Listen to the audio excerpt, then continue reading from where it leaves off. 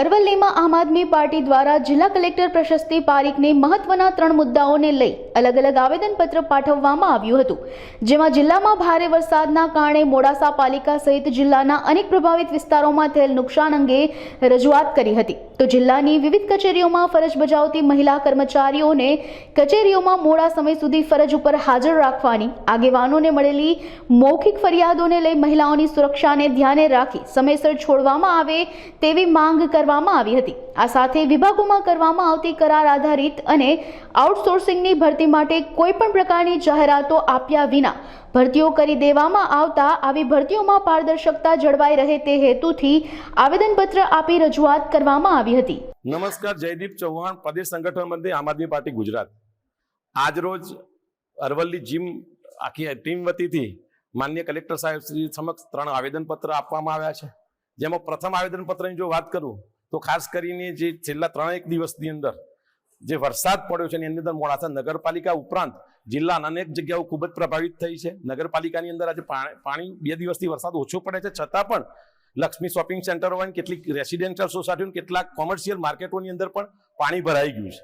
તેનો સત્વરે તંત્ર તરફથી યોગ્ય નિકાલ થાય ને એની જેની કહેવાય કે નગરપાલિકાની જે વહીવટ છે એના ઉપર મોટા ઘોર બેદરકારી જણાઈ આવે છે. 1.5 વર્ષથી નગરપાલિકાની અંદર રોડ રસ્તાનું કામ ચાલે છે. આજે કેટલીય સોસાયટીની અંદર પગ મૂકવાની જગ્યા નથી, વાહન તો ઠીક પણ આમ વ્યક્તિ ચાલી શકે એવી પરિસ્થિતિ નથી. એને લઈ અને આજે આવેદનપત્ર અમે આમ આદમી પાર્ટી અરવલ્લી તરફથી આપ્યું છે. નંબર 2 કે બીજો એક મુદ્દો એ છે કે અમે વારંવાર અલગ અલગ વિભાગો, જે દાખલા તરીકે એજ્યુકેશન છે, હેલ્થ છે, ICDS છે, એ સિવાય રેવન્યુઅલ કેટલીક મહિલા કર્મચારીઓના વારંવાર અમારા ઉપર મૌખિક રજૂઆતો આવતી હતી અને એમની એવી સઘન રજૂઆત હતી કે સાહેબ અમને ઘણી વખત ઓફિસોની અંદર ગોદી રાખવામાં આવે છે અથવા તો ઓવરટાઈમ, જેને કહેવાય કે 7-6 વાગે સમય મર્યાદા પૂરી થતી હોય ઓફિસની, અને છતાંય આવા કર્મચારીઓને એના સિવાયના સમયની અંદર 7-7:30 વાગ્યા સુધી ઓફિસની અંદર રાખવામાં આવે છે.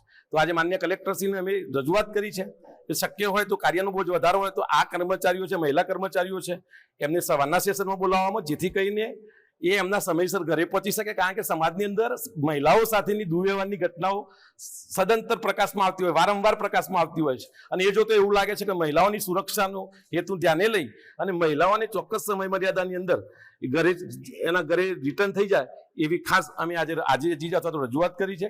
અને ત્રીજો મુદ્દો સૌથી અગત્યનો છે કે જિલ્લાની વિવિધ ઓફિસોની અંદર જે આઉટસોર્સિંગ કર્મચારીઓ છે, એ આઉટસોર્સિંગ કર્મચારીઓની અંદર એવી અમને ખાસ ફરિયાદો મળી છે છેવાડાના સામાન્ય માણસોની કે ખરેખર એની રિક્વાયરેબલ છે અને એને જોબ મળતી નથી.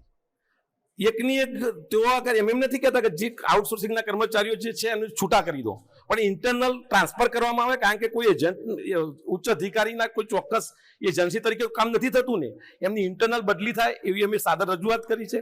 અને દરેક વિભાગની અંદર જે આઉટસોર્સિંગ કે હંગામી કર્મચારીઓની જે ભરતી થાય છે એની ચોક્કસ અખબારી યાદી પ્રસિદ્ધ થવી જોઈએ, જાહેરાત થવી જોઈએ કે જેથી કરીને જરૂરિયાતમંદ વ્યક્તિ સુધી આ મેસેજ જાય અને એ પણ શક્ય હોય તો એપ્લાય કરી શકે અને એમાં પણ ક્વોલિટી જેને કહેવાય કે મેન્ટેન કરી શકાય, કે સારો ઉમેદવાર આપણે પસંદગી કરી શકીએ.